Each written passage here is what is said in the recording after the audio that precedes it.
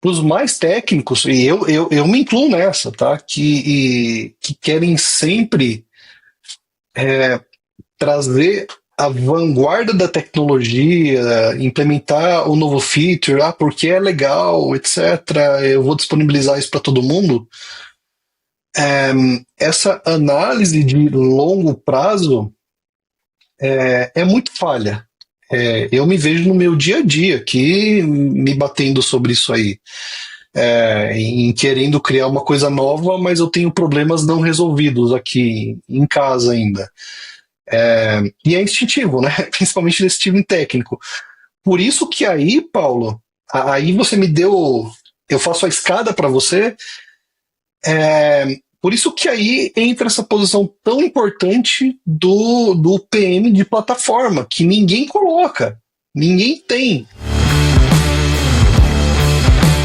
Oi, tudo bem com você? Meu nome é Paulo Chiodi e sejam bem-vindos a Product Gurus, o podcast que é a voz por trás dos produtos e que também aborda tecnologia e negócio de peito aberto. Hoje é um grande dia pra gente aqui do PG porque trouxemos ele, Juliano Martins, que é Head Plataforma do Mercado Livre. Então a gente vai passar limpo esta história que o mercado anda contando, que o Mercado Livre faz 30 mil deploys por dia.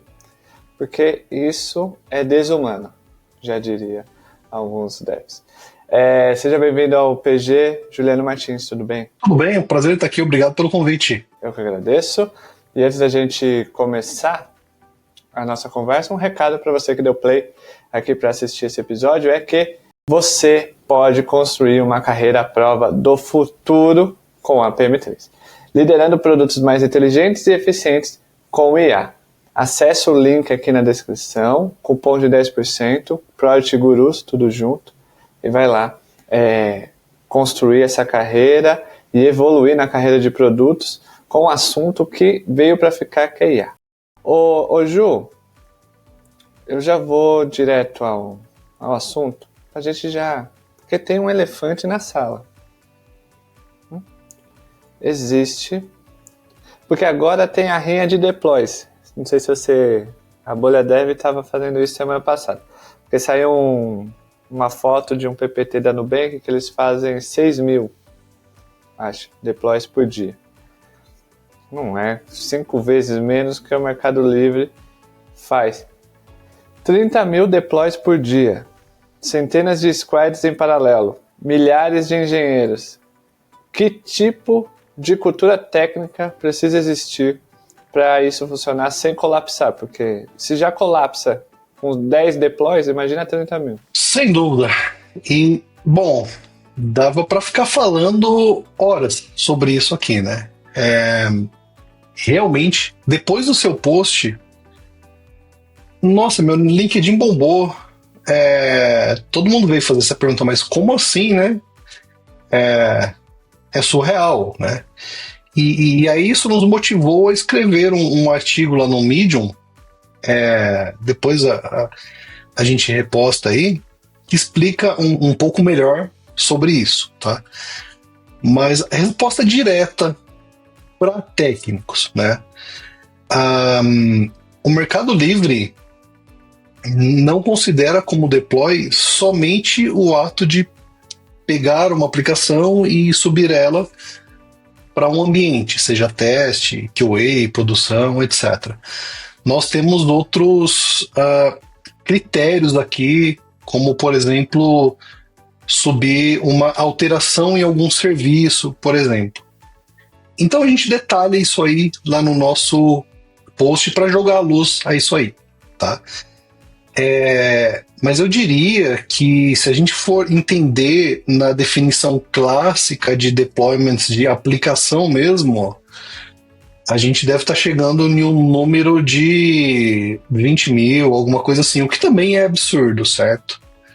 Mas antes de qualquer coisa também eu gostaria de falar que a rinha só é saudável quando todo mundo aprende e melhora com isso, né? Assim, a gente não deve fomentar uma rinha que, então o Meli é melhor que o iFood, o iFood faz só, não sei o que. Não, nada disso.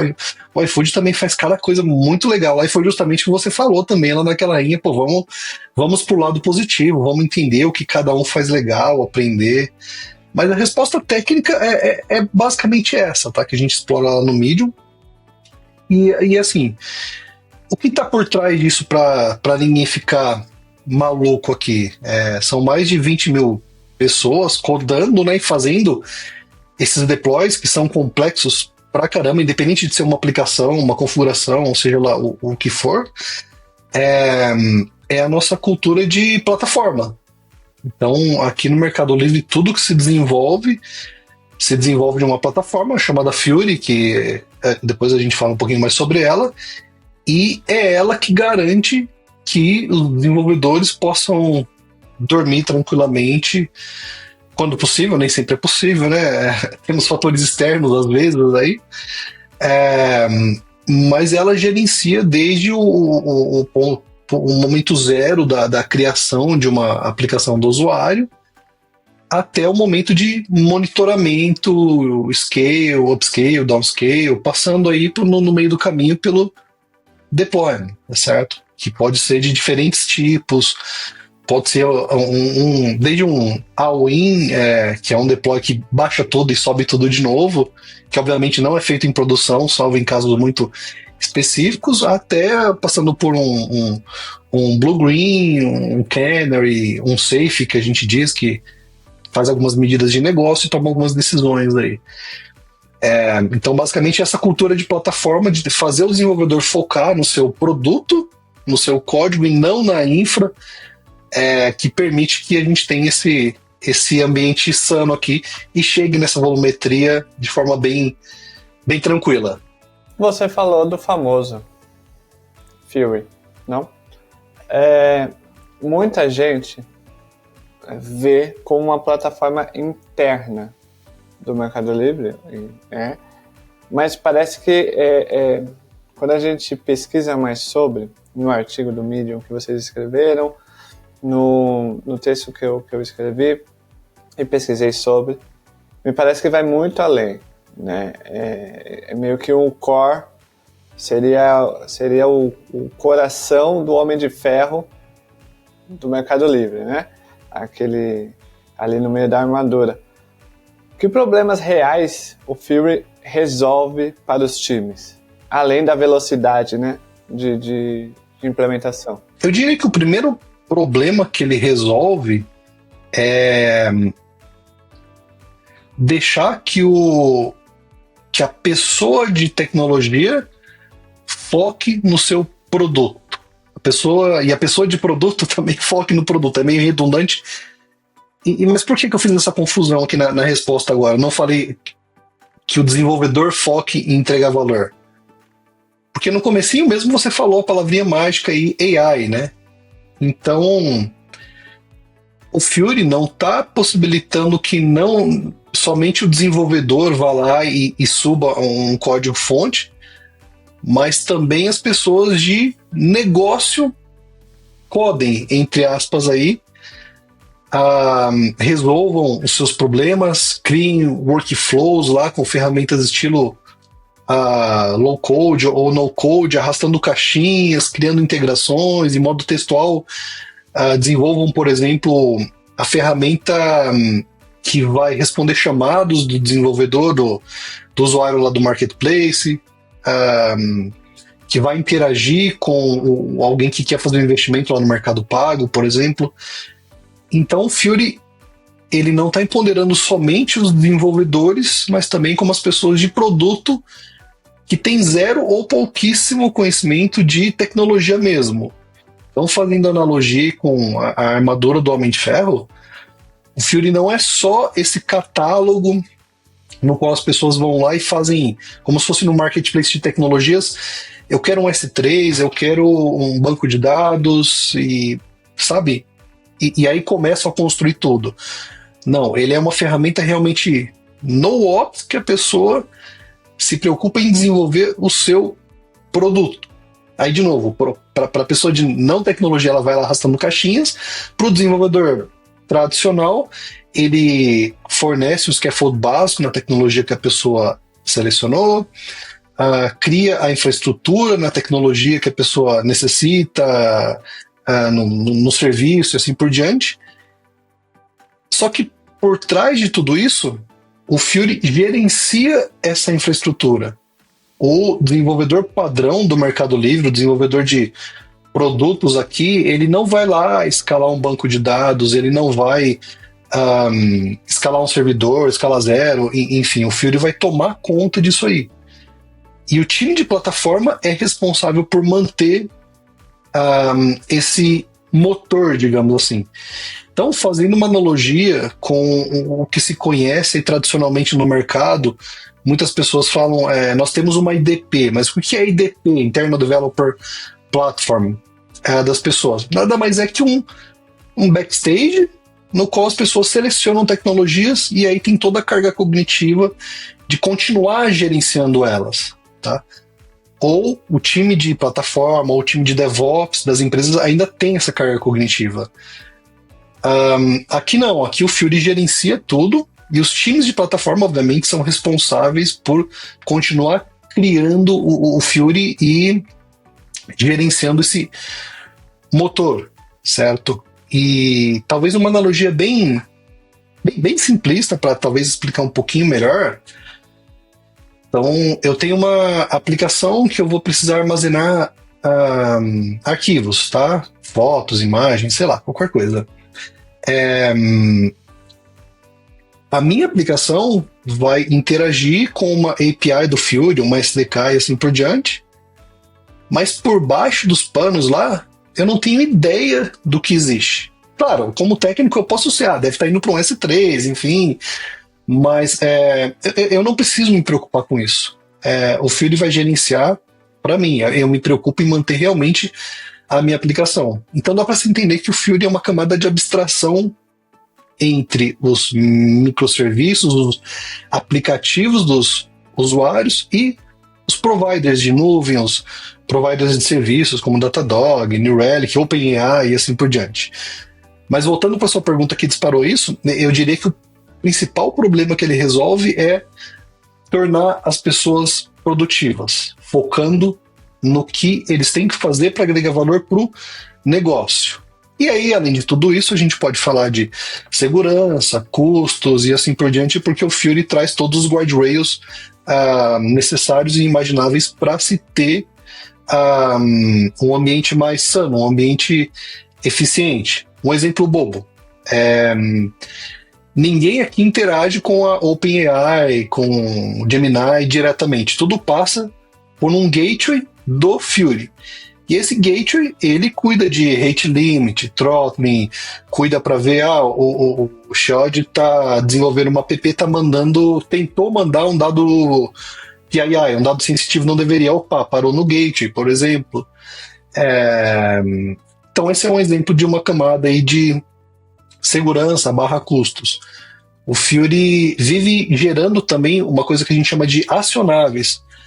Por exemplo, o Shod é um dev e não se preocupa muito com custos. Quando ele solicitou um banco de dados lá no Fiori, que é o Next Finish, ele solicitou um monstro, um banco para atender 1 milhão de requests por segundo. O Fiori fica monitorando isso aí e, eventualmente, ele vai gerar um acionável para você, falando, olha, você pode fazer uma mudança de flavor desse banco aqui. Claro, vai ser uma mudança disruptiva, né? A gente está falando de um banco de dados, então ele vai te ajudar a fazer no momento adequado.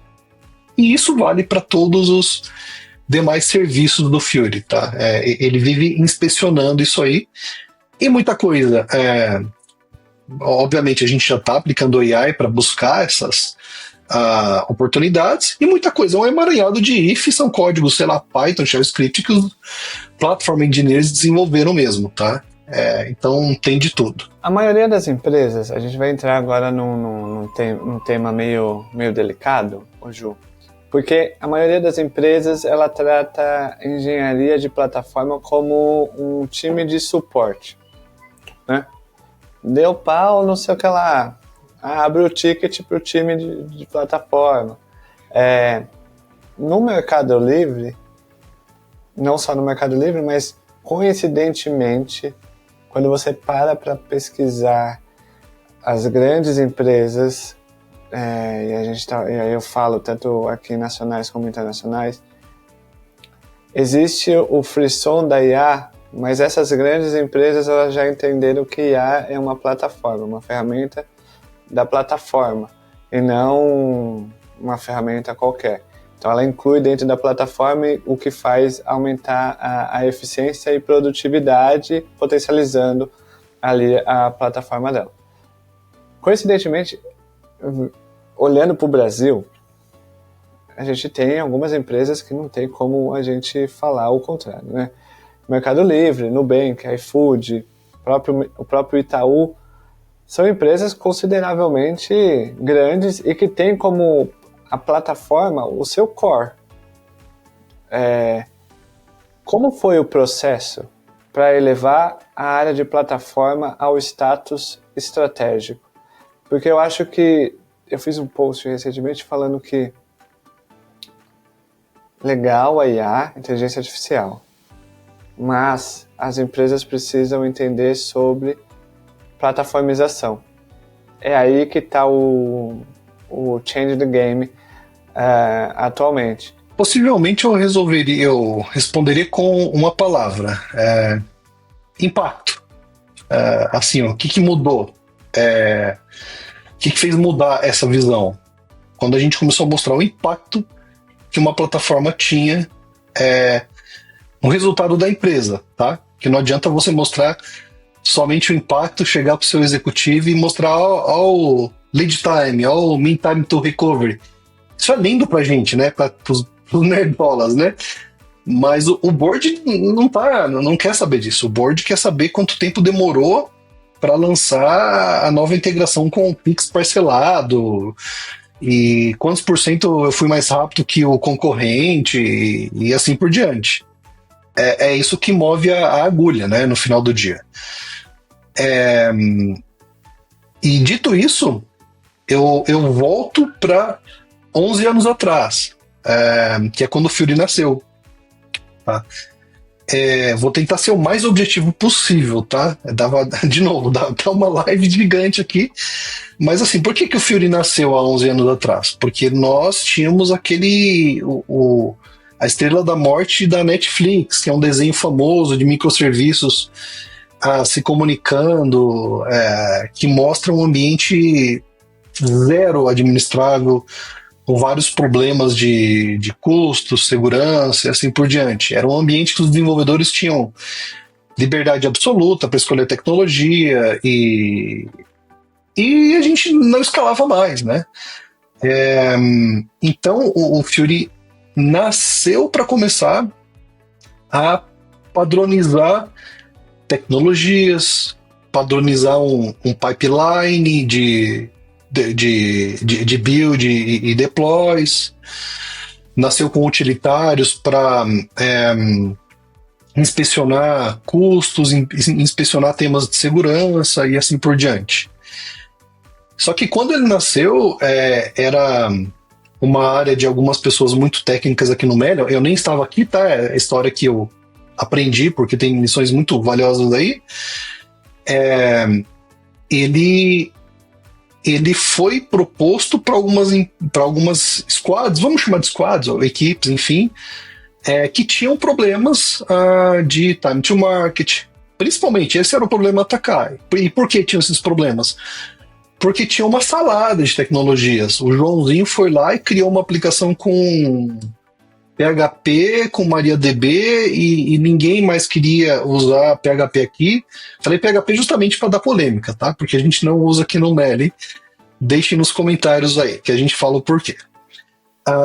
Mas enfim, aí essas equipes iam migrando para o Fiori com a ajuda desse time, que na época a gente nem falava plataforma, não existia o conceito de plataforma, né? E aí eles já iam coletando os benefícios, a gente começava a medir justamente essas coisas que eu comentei para você, de quantas caídas eles tiveram há quanto tempo eles lançaram novas funcionalidades e como isso se traduz para negócio, né? E aí, um dos maiores poderes que move a humanidade, que é a dor de cotovelo, fez o Fury ser adotado. Por quê? O líder dessa squad, que estava bonitona já no Fury, etc., tinha métricas que ele levava lá pro board. Ó como eu sou rápido, ó como eu sou bonitão. E os outros não tinham. Então, de forma muito orgânica, os outros vinham para adotar o Fury.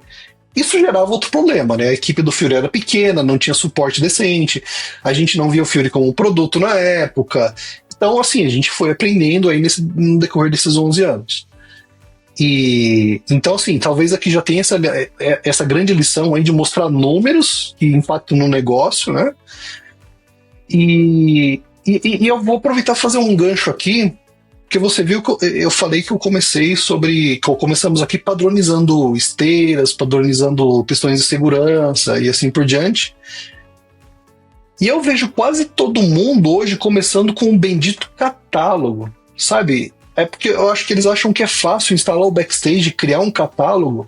Aí esse catálogo não é alimentado direito e vira um ciclo e cai em desuso. Eu tô vendo esse padrão tão repetidamente nesse mercado de plataforma, que vale esse grande parênteses aqui em resolve um problema de negócio primeiro. O problema de catálogo é um problema seu, um problema de governança seu. Depois você vai para isso. Mas mais um outro parênteses aqui, claro, talvez seja importante para algum cenário de uso realmente começar por catálogo. Então invalida isso que eu disse, mas normalmente por prática, nos últimos 3 anos eu até contei, porque eu vou anotando, eu falei com 294 empresas na América Latina, algumas na Europa, sobre plataforma, fazendo benchmarking, entendendo, e muitas caíram na cilada do Backstage. Não porque seja ruim, muito pelo contrário, é lindo, mas começam errado, começam não resolvendo problemas de negócio, e em algum momento o sponsorship ele, não quero saber disso, porque não tem o efeito dor de cotovelo, enfim, e aí o time de plataforma mal nasceu, já morre. E aí começam a surgir outros times de subplataformas, de DevOps, e as empresas ficam patinando. Acho que eu acabei misturando muita coisa aqui na resposta, né? Não, foi uma aula, porque tem um ponto que você tocou, que é o lance do... Eu acho que muitas empresas ainda patinam, principalmente a alta liderança, que é fazer essa distinção da visão de longo prazo para curto.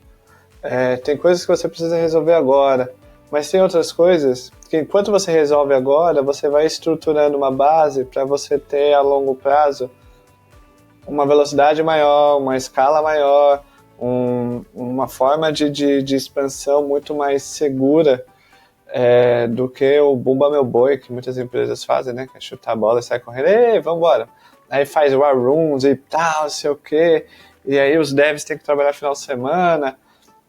Isso tudo pode ser evitado no futuro, se você conseguir fazer essa divisão entre, ok, gente, temos coisas para fazer para manter a gente funcionando, mas temos uma visão a longo prazo para cumprir, para que a gente não possa ir sangrando até lá. Faz sentido isso, Ju? Total. E principalmente os mais técnicos, e eu me incluo nessa, tá? Que querem sempre trazer a vanguarda da tecnologia, implementar o novo feature, porque é legal, etc. Eu vou disponibilizar isso para todo mundo. Essa análise de longo prazo é muito falha. Eu me vejo no meu dia a dia aqui me batendo sobre isso aí, em querendo criar uma coisa nova, mas eu tenho problemas não resolvidos aqui em casa ainda. E é instintivo, né? Principalmente desse time técnico. Por isso que aí, Paulo, aí você me deu, eu faço a escada para você. Por isso que aí entra essa posição tão importante do PM de plataforma, que ninguém coloca, ninguém tem. Aqui no Meli a gente demorou muito para ter. Quando eu cheguei aqui há 6 anos e pouquinho, a gente não tinha. Era uma cambada de nerdola fazendo plataforma, mas eles já eram espertos, assim, porque eles fizeram aquilo que eu falei de ver valor para o negócio, etc. Mas a gente falhava muito nesse tema de experiência, nesse tema de entender o que o usuário realmente precisa, não o que ele quer. Muitas vezes o que ele quer não é o que é importante para uma visão. Então a gente foi evoluindo muito isso de visão de produto. E assim, a gente resolveu? Não. A gente está seguindo, tentando resolver, cada vez mais avançando. Por exemplo, há pouco tempo a gente implementou uma função de TAM aqui dentro, Technical Account Managers, que são pessoas técnicas, mas também tem um viés ali de produto, tem uma sensibilidade para tratar com pessoas. E esses TANs, eles vão nos times de negócio mesmo e vão entender as dores, vão conversar e trazem inputs para o time de tecnologia de plataforma. E sempre é uma guerra, tá? Assim, o nerdola, o nerd que é sempre, não, eu quero implementar a feature tal que a AWS soltou aqui. E daí o TAN, a pessoa de produto tem, não, cara, isso não é importante agora e, enfim, isso é importante para o usuário. Aí você tem que fazer isso constantemente, porque senão começam a nascer várias subplataformas na sua empresa. Dou um exemplo real aqui, tá? De verdade, não tem problema em expor, porque eles são aprendidos e a gente tá tentando fazer cada vez mais direito aqui no Numeli. Mas, por exemplo, a visão de custos do Fury é muito boa, mas não atende da forma que os usuários querem. Principalmente os usuários mais alto nível, um diretor, um VP, um principal. Os caras querem algumas agrupações que eles possam fazer um drill down, fazer algumas pesquisas específicas para tomar decisão, em resumo, né?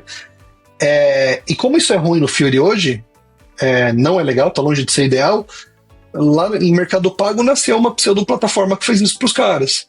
Lá em Marketplace também. E como nasce? Os caras vão lá, dão um refresh na página do Fury, encontram os endpoints lá, eles estão em house, em VPN. Cara, o programador é criativo. E aí nasce. Aí quando você vê, tem mini Furies nascendo. E daí entra o TAN, né? O TAN vai lá, conversa com esses caras, isso é legal. Isso é legal. Então vamos trazer para a plataforma agora, vamos criar uma visão e assim por diante. Então isso nasceu de onde? Nasceu de uma falência do Fury, porque faltou um PM aqui, uma pessoa com visão de produto, para ter conversado antes e, poxa, teria poupado um tempo dos caras implementando isso aí, né? E aí, claro, e aí já começam os erros, né? A primeira coisa que o nerd aqui já tá pensando, não, mas eu vou criar isso, mas já vou criar um MCP e já vai, cara, eu só preciso jogar isso pra uma planilhinha, é o beta, né? Depois eu penso nas outras coisas, né? Mas enfim, fiz a escada para você ir pro cara de produto, que ninguém tem. Aqui no Meli a gente está deficiente, a gente está melhorando agora. Então, é necessário.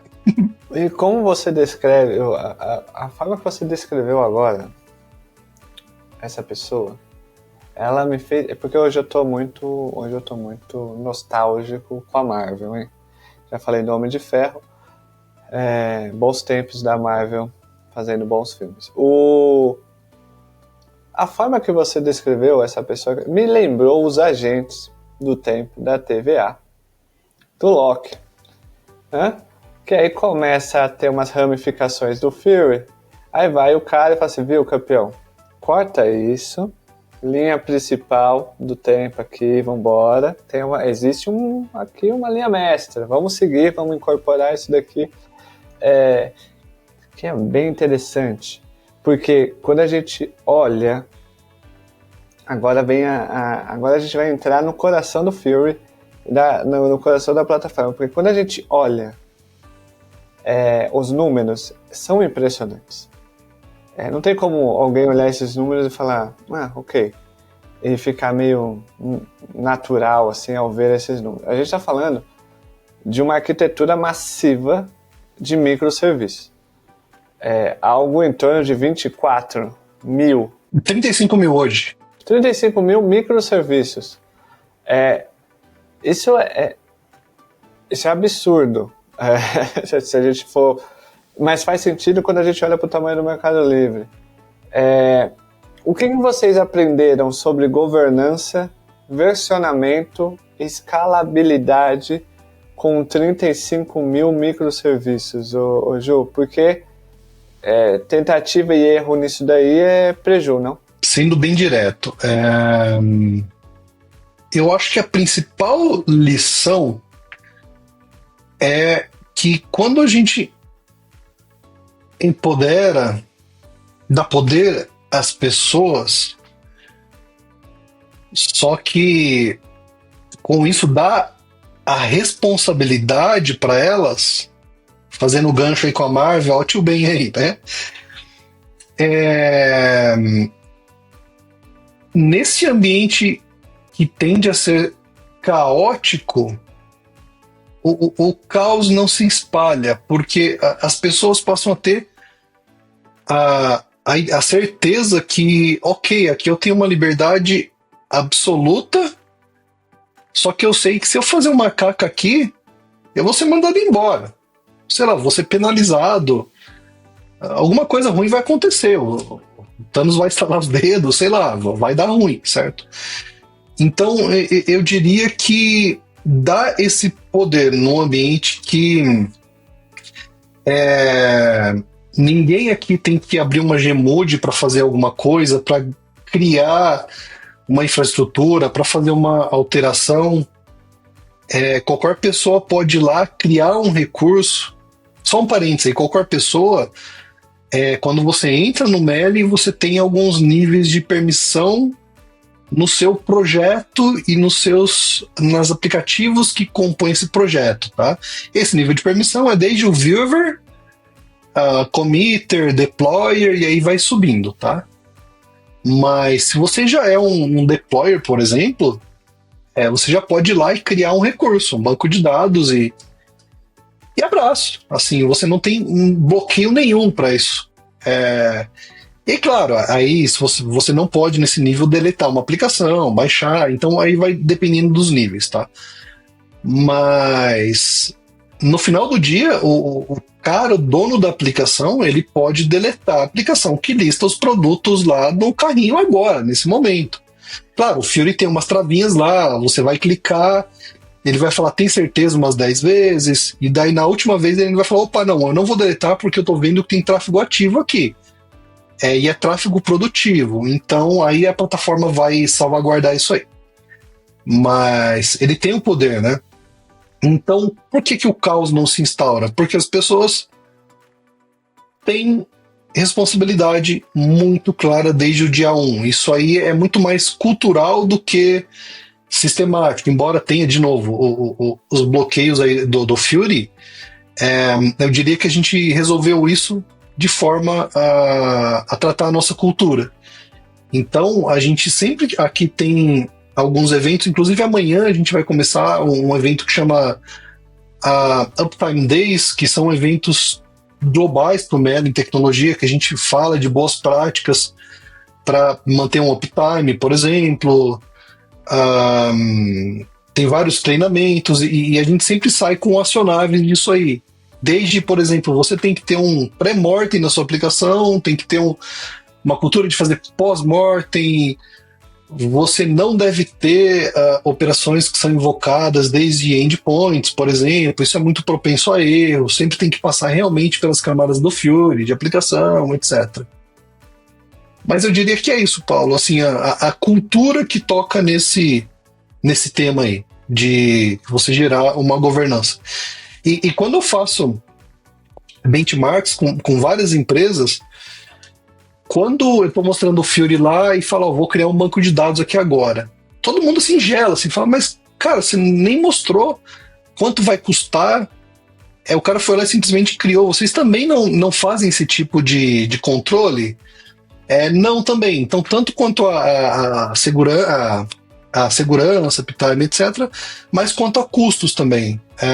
Cada equipe é livre para voar. Então, assim, a gente fez um trade-off ali. Cara, eu vou ter uma governança mais fechada, eu vou colocar mais bloqueios, ou eu vou acreditar nas pessoas e vou deixar elas fazerem o que tem que ser feito e resolver o problema de negócio, escalar, mas lembrando sempre, né? Grandes poderes, grandes responsabilidades.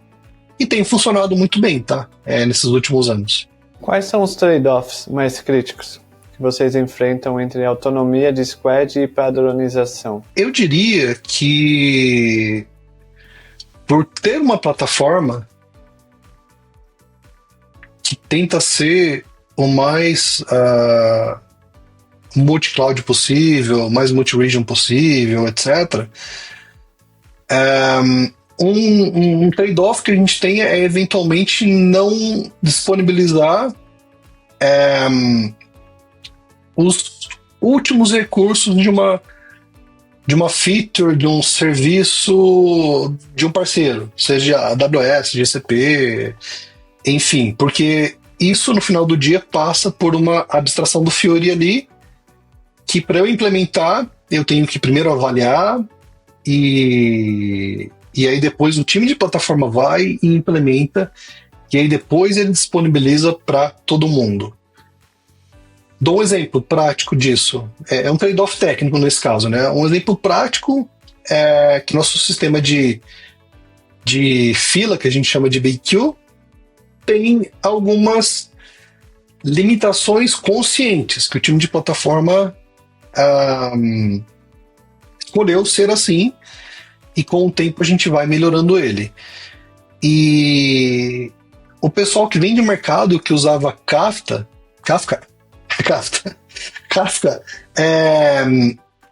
tem algumas boas features do Kafka que, de certa forma, faz falta para esse sistema nosso de mensageria. E eles vivem cobrando e com razão, tá tudo bem. E como não temos a feature, eles precisam implementar alguns artifícios técnicos para se aproximar disso. Então aí está um exemplo técnico, né? E talvez um outro trade-off, e vale como lição para todo mundo aí que está implementando plataforma, seja comprando, construindo, etc., é o que a gente chama aqui de liberdade controlada. As pessoas de produto aqui, quem faz lá o Mercado Pago e assim, marketplace, chip, assim por diante, normalmente não vão tocar AWS, GCP e assim por diante. E isso tende a ser uma dor para a pessoa técnica, porque ela imagina, poxa, mas isso está limitando o que eu posso aprender aqui, o que eu posso me desenvolver.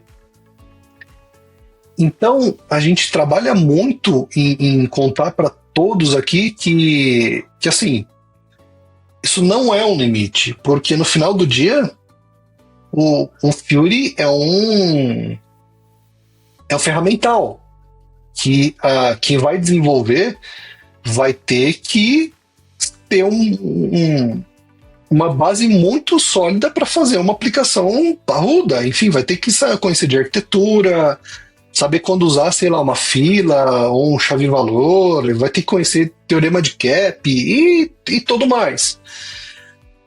São os mesmos conhecimentos para trabalhar com a AWS ou GCP. Mas em algum ponto, com alguma pessoa, pode haver sim uma frustração, e aí naturalmente ou essa pessoa vem para o time de plataforma, que aí sim, obviamente, o time de plataforma toca esses produtos aí, esses parceiros, ou a pessoa vai para outro lugar. Mas a notícia que eu dou para essas pessoas de forma bem honesta é que 85% das empresas, segundo o Gartner, estão adotando ou construindo plataformas, né? Então, se ele não quer ir para um time de plataforma e quer ser um desenvolvedor, inevitavelmente ele vai ficar atrás de alguma plataforma. É o que o mercado está fazendo isso agora. Não, é um caminho sem volta, né? Então eu traria esses dois trade-offs aí, não sei se ficou legal. Sim. E aí, olhando agora sobre uma perspectiva de estratégia, concorrência e visão de futuro, Ju, do lado de fora, o Fiori ele tem cara de ser uma AWS privada. do Mercado Livre. Com a inteligência embarcada, enfim, tudo isso que você falou aqui durante o episódio. Você vê o Fury como um diferencial competitivo direto para o negócio? Ou ele é mais um multiplicador interno de eficiência? Eu tenho a minha opinião sobre. A gente não teria chegado onde a gente chegou sem o Fury. Então acho que isso já te responde. E isso é consenso. A área de negócio aqui admite isso. Obviamente, a gente não teria chego primeiro sem os talentos que a gente tem. As pessoas vêm primeiro. Mas aí depois essa base de tecnologia nos permitiu escalar. Quando o Fury nasceu, nós tínhamos 3.000 pessoas em TI. Hoje a gente está passando dos 20.000. Se a gente não tivesse essa base bem construída, não dá para escalar. Você pega o Backstage, nasceu na Spotify para quê? Para justamente eles poderem escalarem. Assim, eles tinham problemas de ramp-up, ou seja, quando o profissional chega, era tudo um caos, então eles criaram algo para padronizar. Aí sim, eles começaram por catálogo, etc., e depois utilitários. E também eles tinham um problema que era quando um profissional saía de uma squad A e ia para uma squad B, putz, tinha que reaprender tudo de novo. Então o Backstage trouxe isso para eles. Então a gente volta aqui pro Meli. Hoje, por ter o Fury, é muito fácil, muito rápido você fazer essa mudança de um profissional de um time A para um time B e assim por diante.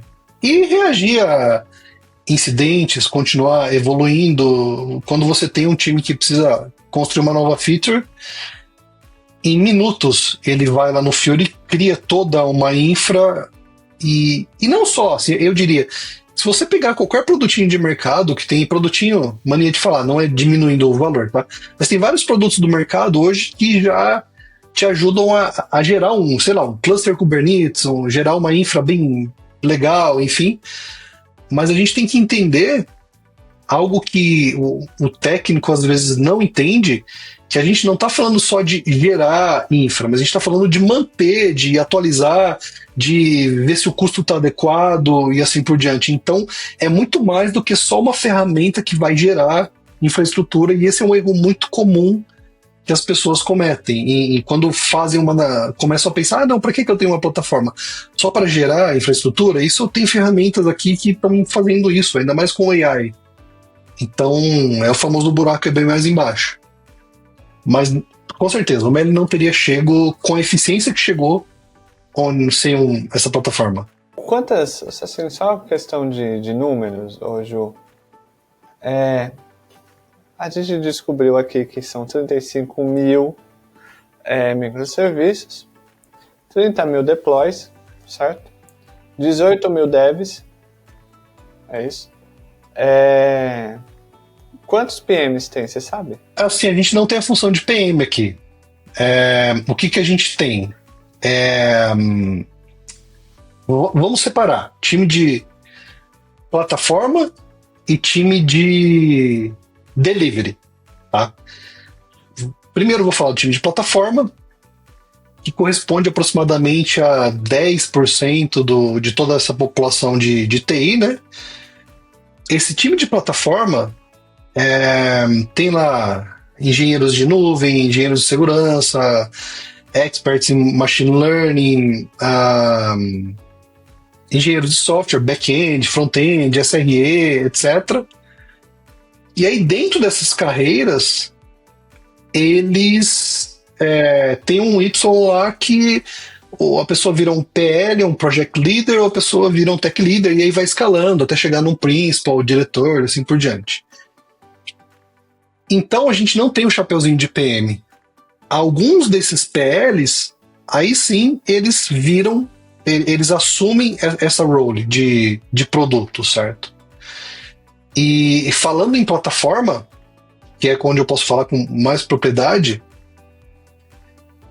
isso tem se provado um erro nosso. Tanto que a gente, nos últimos anos, a gente vem colocando pessoas mais realmente focadas em produto. Eu sou uma delas. Vem colocando TAM, porque falta conhecimento para essas pessoas. No fim do dia, elas são muito técnicas também.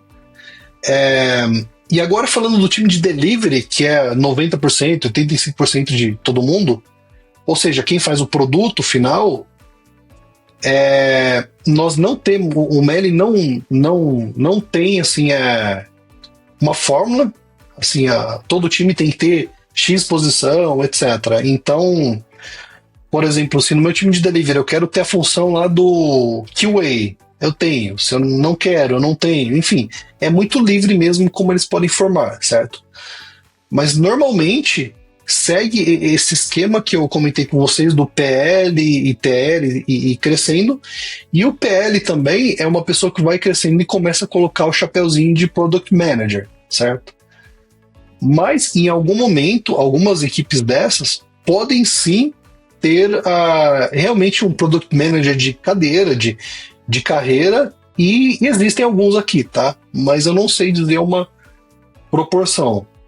Então, resumindo, em platform, eu diria que formalmente é 0, com esses perfis que eu te falei. Em delivery, eu não sei dizer porque a gente não tem uma fórmula, tá?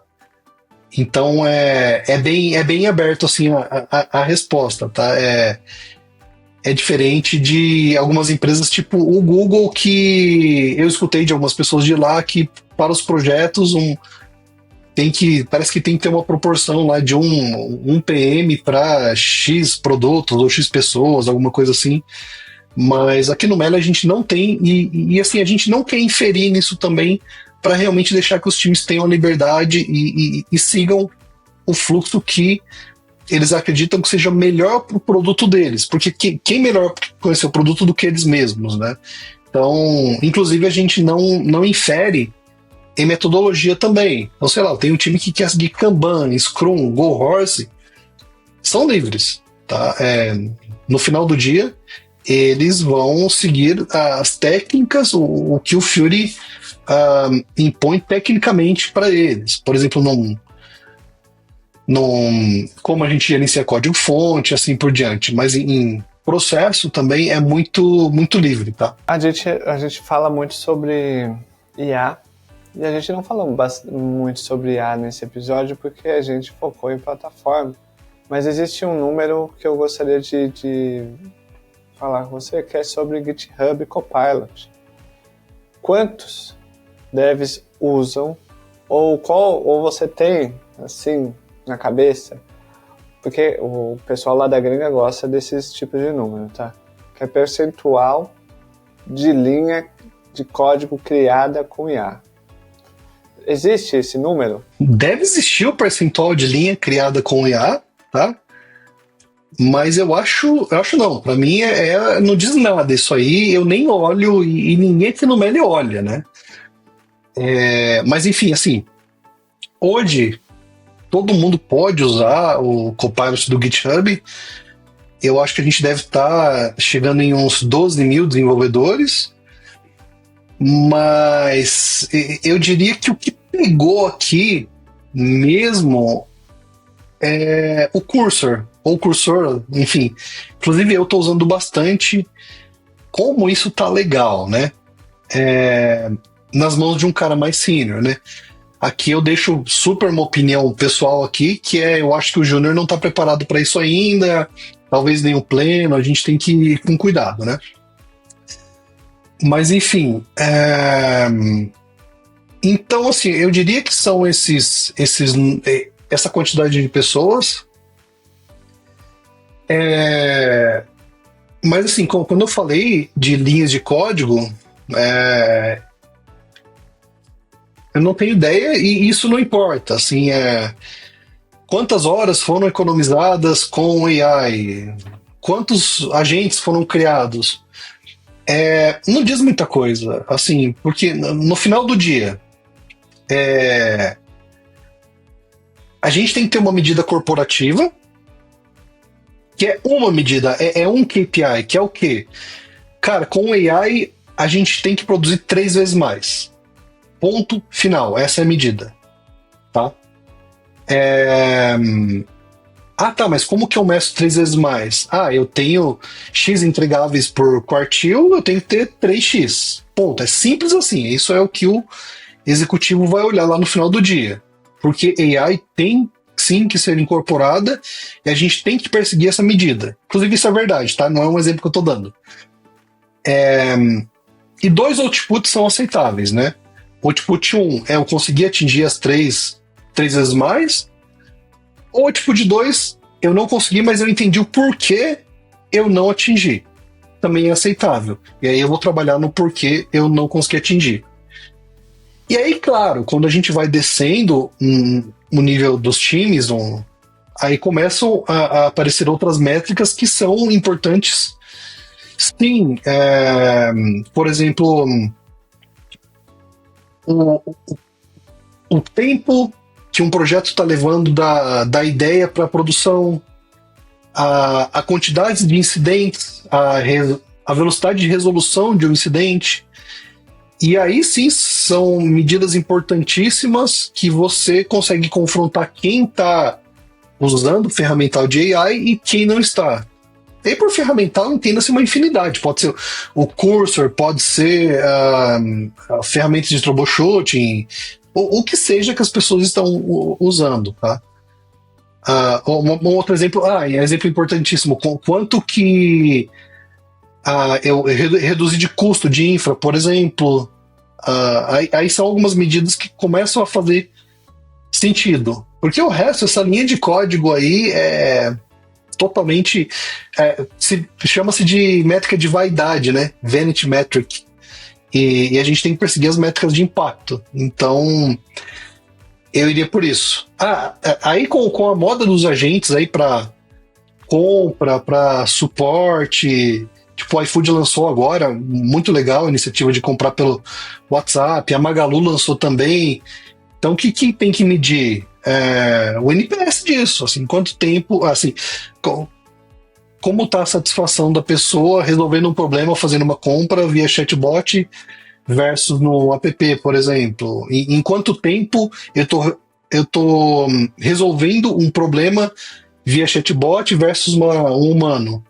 Eu sei que agora a gente tem o nosso canal de suporte com AI, o NPS estava em 84%, alguma coisa assim. O humano estava mais baixo que isso. Então, tipo, já vale muito a pena, né? Por exemplo. Mas eu diria que é isso sobre métricas. Toma cuidado com as métricas de vaidade. Não levam a lugar nenhum. A gente está se caminhando pro final do episódio. E antes da última pergunta, por que um júnior e um pleno não pode, agora estou sensacionalizando a sua resposta, não pode usar o cursor? Fazer um disclaimer aqui, opinião pessoal, tá? Porque eles estão construindo sua base ainda. E no momento atual que nós estamos, eu acredito muito que esse ferramental de AI está gerando muita coisa ruim. Então eu vou por esse caminho, tá? Tá melhorando, com certeza. Quando você tem uma plataforma, quando você tem modelos treinados in-house e conhecem o seu contexto, isso melhora muito. Você consegue baixar pessoas, colocar pleno produzindo, o júnior começar a produzir algo, tá?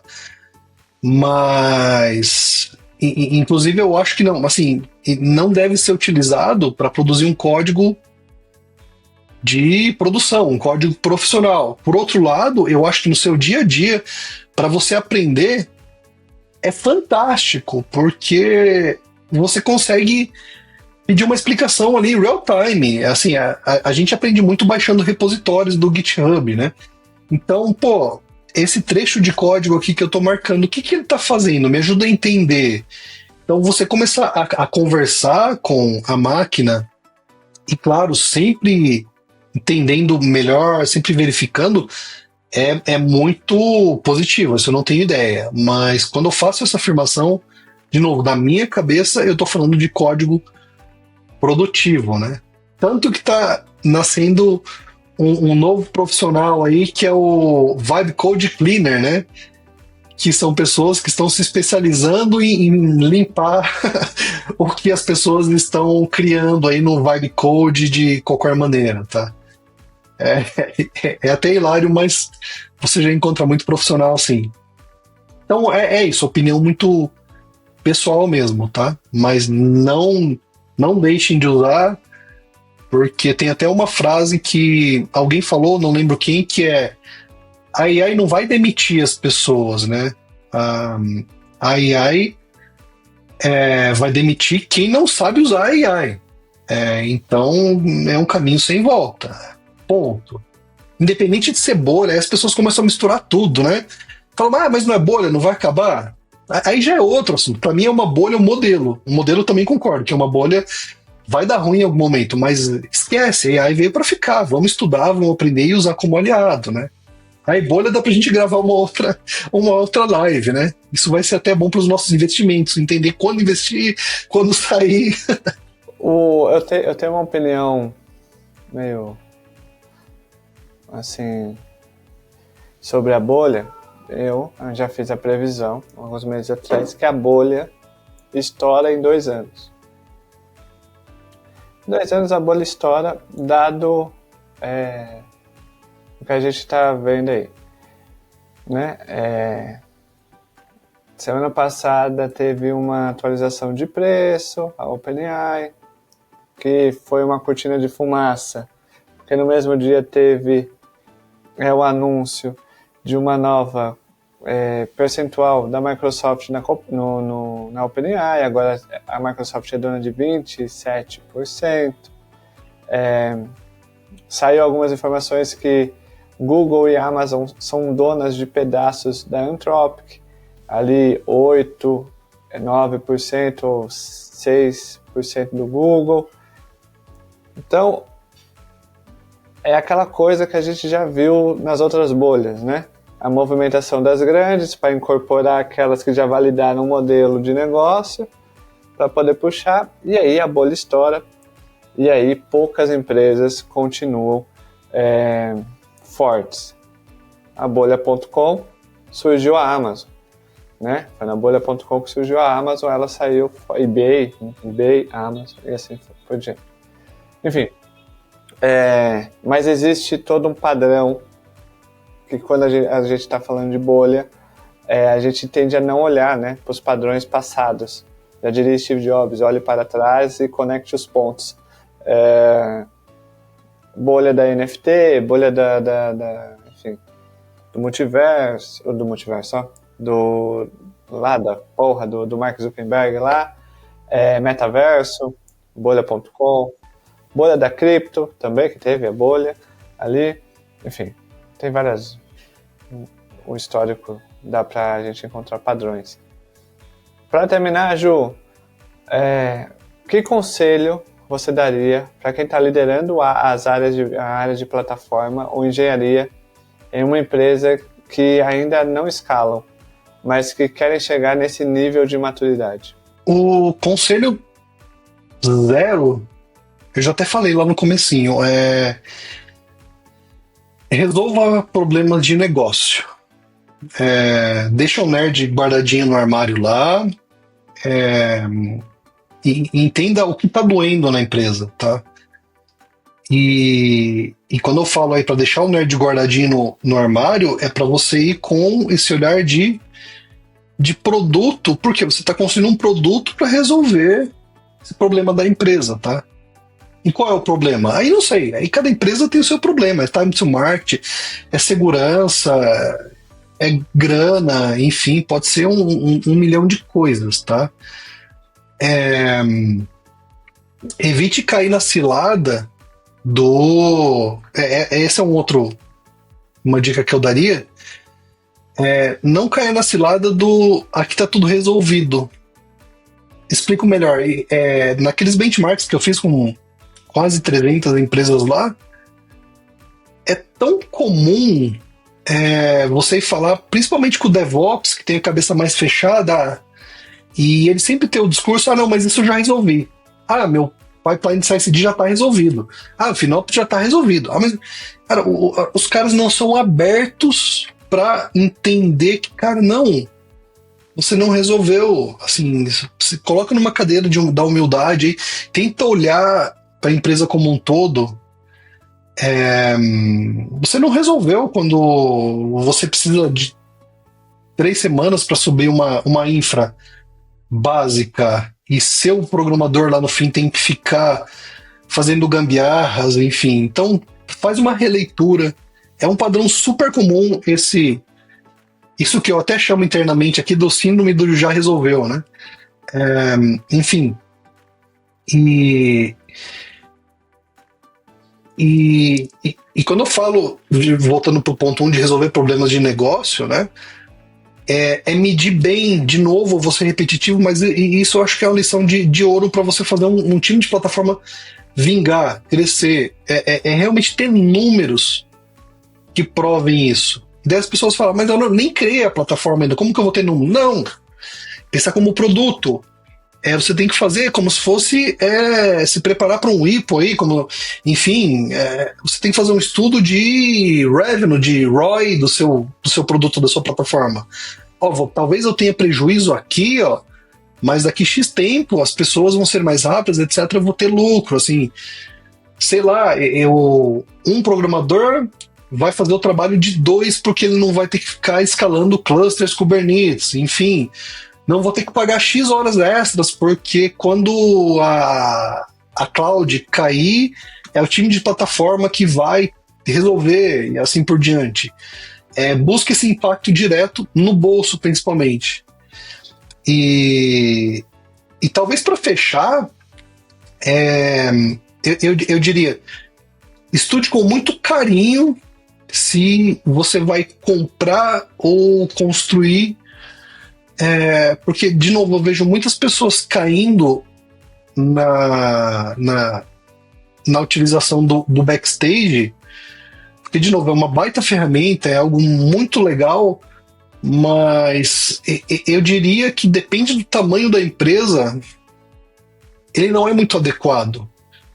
É muito caro manter um backstage, então, eventualmente, vale a pena você comprar algo. Até agora tem o Backstage Portal, você pode comprar da Spotify, enfim, ou comprar várias coisas e ir compondo, mas faz um estudo com mais carinho sobre esse comprar versus criar, porque o criar é muito mais complexo do que a gente imagina quando a gente olha onde a gente quer chegar, tá? E para fechar, talvez, para conseguir linkar com aquele ponto 1 lá que eu falei, de criar valor, né? E medir esse valor, mesmo medindo, invariavelmente, em algum momento, você vai chegar em algum time, alguma equipe, na qual vai ter que ser top-down. E não tem jeito. A pessoa simplesmente não quer aceitar a plataforma e ponto final. Então vai ter que ser top-down. Só que qual é a principal lição? Top-down é o último caso, tá? Você deve conquistar os desenvolvedores, você deve conquistar os profissionais. Depois que você conquistou uma boa fatia e você tem argumentos sólidos, aí sim você tem que ir para o top-down em uma porcentagem mínima da sua população. Se esse top-down tem que ser uma porcentagem muito grande, seu produto não é bom. E ponto, virou algo corporativo que você tem que usar, porque sim, isso vai te gerar problemas o resto da vida e você não vai conseguir tracionar direito. Então, conquiste seus usuários, sejam técnicos, extremamente técnicos ou pessoas de produto desenvolvendo também. Eu acho que é isso para resumir. João, muito obrigado pelo seu tempo, por ter arrumado um tempo nessa agenda concorrida sua, de viagens, de muitas reuniões. Então, muito obrigado.